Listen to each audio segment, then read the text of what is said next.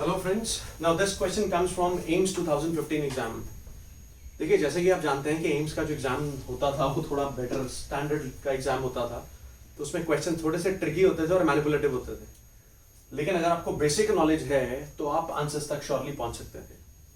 Now the question says, question क्या कहता है? कहता है जी a moles of PCl5 are heated in a closed container. एक कोई इनक्लोज्ड कंटेनर है, उसमें ए मोल्स PCl5 के उनको हीट किया गया और इक्विलिब्रियम आया ऐसे, PCl5 टूटा है PCl3 में और Cl2 में, और प्रेशर जो है वो P80 है। No, what is this pressure? This is equilibrium total pressure, right?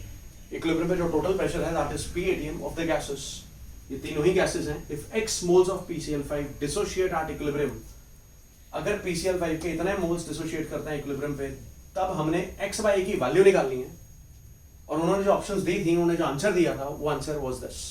मतलब they basically told us to calculate the value of x/a in this reaction. इस रिएक्शन में x/a की वैल्यू कैलकुलेट करने के लिए उन्होंने हमें बोला, और ये आंसर, ये उत्तर उन्होंने दिया हुआ था। अब देखते हैं इसको किया कैसे। इसको इरेज कर रहा हूं मैं। देखिए, मेरी बात सुनिएगा ध्यान से। अगर PCl5 की बात करें, now this PCl5, this is disintegrating into PCl3 and Cl2। PCl5 टूट रहा है PCl3 में और Cl2 में, gaseous state at time t equal to 0। इसके a मोल्स है PCl5 के, दिस इज 0, दिस इज 0। जब इक्विलिब्रियम आया है तो बेटे x moles have been dissociated, x moles dissociate हुए हैं। अब जब जब इसका एक मोल रिएक्ट करता है, इसका एक बनता है। अगर इसके x डिसोशिएट करेंगे तो इसके भी x बनेंगे, और जब जब इसका एक मोल रिएक्ट करता है, इसका एक मोल बनता है। अगर इसके x टूटे हैं तो इसके भी x बनेंगे, right? Now I have been told to calculate the value of x/a। मैं यहां पर पहले Kp निकाल रहा हूं। Kp is partial pressure of PCl3 raise to power 1 into partial pressure of Cl2 raise to power 1 by partial pressure of PCl5 raise to the power 1। So now Kp can be written as, partial pressure को क्या लिख सकता हूं मैं? P total है capital P, जो equilibrium total pressure था। वो पार्शियल प्रेशर का फॉर्मूला पढ़ा है ना गैसियस स्टेट में। Partial pressure is total pressure multiplied by mole fraction. So अगर मैं पार्शियल प्रेशर PCl3 का लिख रहा हूं, सो मैं यहां लिखूंगा total pressure, total equilibrium pressure multiplied by mole fraction of PCl3। Mole fraction of PCl3 क्या आएगा? PCl3 के moles which are x by total number of moles at equilibrium. बेटा, total number of moles at equilibrium क्या है? a minus x plus x plus x, which is nothing but a plus x. These are the total number of moles at equilibrium. So this becomes a plus x raised to the power 1. Same way, partial pressure of Cl2, it will be total pressure, total equilibrium pressure into molar fraction of Cl2 के moles by total number of moles, जो कि a plus x है, divided by partial pressure of PCl5, it will be P into mole fraction of PCl5. PCl5 के moles equilibrium पे a minus x by a plus x raised to the power 1, ऐसे। अब हमें x by a की value निकालनी है। याद रहे, हमें we need to calculate the value of x by a in terms of Kp and P, right? अब देखते हैं इसको फर्दर कैसे प्रोसीड करना है। इसको इरेज कर रहा हूं मैं। I am erasing this much part. अब इसमें कुछ भी नहीं है, सिर्फ थोड़ी सी मैनिपुलेशन इन्वॉल्व है, right? Now if you concentrate, this P and this P gets cancelled. ये a plus x, ये a plus x कैंसिल हो जाएगा। तो बेटे, जो Kp की वैल्यू आ जाएगी, Kp की जो वैल्यू आएगी, that will be px square. That will be px square by a plus x into a minus x. By a plus x into a minus x. अब बेटे यहाँ पर हल्का सा मैथ्स लगाना पड़ेगा आपको। आपको पता है कि a plus b into a minus b किसके बराबर होता है? a square minus b square, right? वो आइडेंटिटी याद होगी। सो Kp मैं लिख रहा हूं px square by a square minus x square, correct? Now this is Kp by 1. Now what I am doing, अब मैं क्या कर रहा हूं?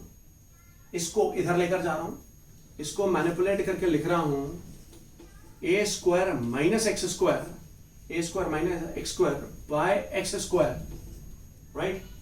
And this is equal to p by Kp. This is equal to p by Kp. Correct? ये मैंने कैसे किया, क्या किया? आई होप समझ में आ गया होगा। a square minus X square को मैं इधर ले आया, ये एक्स स्क्वायर नीचे लाया, equal to p by Kp, right? क्या इसको अब मैं सेग्रीगेट कर सकता हूं, अलग अलग कर सकता हूं? जी हाँ, बिल्कुल कर सकता हूं। कैसे करूंगा देखिए, इसको फर्दर अगर मैं सेग्रीगेट करूं, I can write it like this, A square by x square minus X square by x square is equal to P by K P. मैं ऐसे लिख सकता हूं। Now this X square gets cancelled, this becomes 1, so A square by x square, A square by x square किसके बराबर आ गया? P by K P plus 1, P by K P plus 1, right. Further इसको यहां लिख रहा हूं मैं,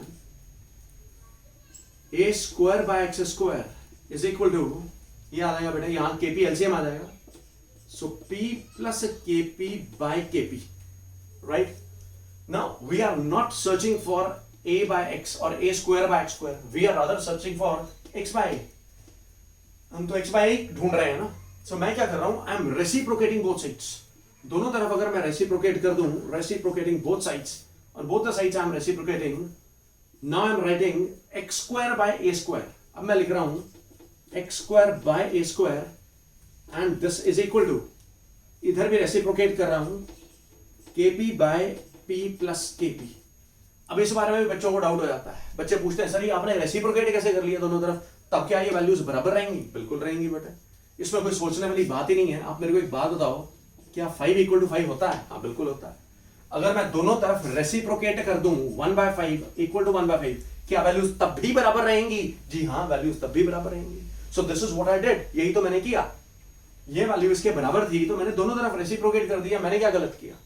what I did is absolutely correct, right.